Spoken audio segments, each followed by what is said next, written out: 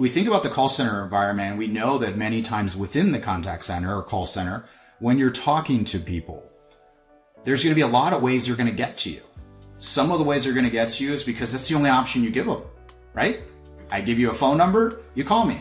I call you, you answer the phone. Sometimes it's because you've given them an opportunity to self-serve, and guess what? It didn't work.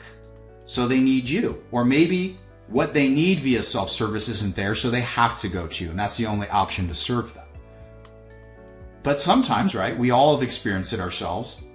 There's a self-service situation where it's supposed to work well, and it doesn't work well, and it actually upsets the customer, the consumer, or whomever you're working with. And so now that creates a high energy, negative energy environment that they're not going to come back to you. And now you have to start tuning into, am I just hearing this person talk, or am I listening to what they're saying, right? And some of that listening, it's interesting because some of it we do today with technology where we say, well, the IVR, or there's a listening device that is trying to interpret if this person's upset, if their sentiment's a certain way, if what they want to talk about is better suited to be sent to one person or another. So part of this listening isn't just going to be about what does the agent, representative, collector, whomever it is that's taking that call, but it's the company listening to their customer. Have they created an environment in which it creates a more frictionless journey for that person to communicate and get what they need? And so if they are truly listening, are they putting things in play that really creates that journey that is frictionless?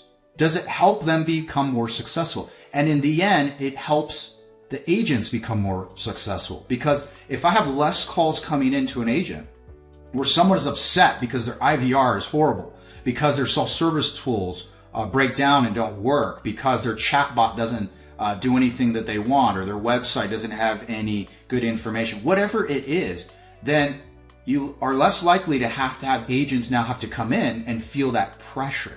So when we talk about listening and it gets to an agent, that agent now has to have that skill set to be able to understand the balance between what I have to accomplish on my end, because maybe it's how long the call is, right?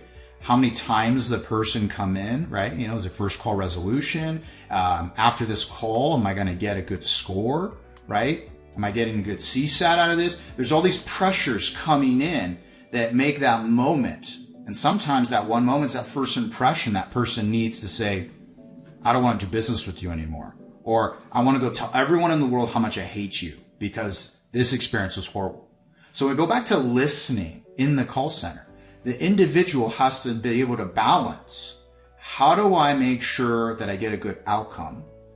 But then also, how do I get the person that's calling into me feel like they know that I'm listening and I know what I'm doing? How do I create confidence that that person believes that I'm the best suited person to address what they're trying to accomplish? How do I, when they're upset, how do I come in and address the fact that that friction can be diffused and we can have a better outcome? And so it's extremely important to understand from the center, the business, and the individual, where listening can take something that was supposed to go well and make sure it does, or something that went wrong, and how do I convert that into something positive?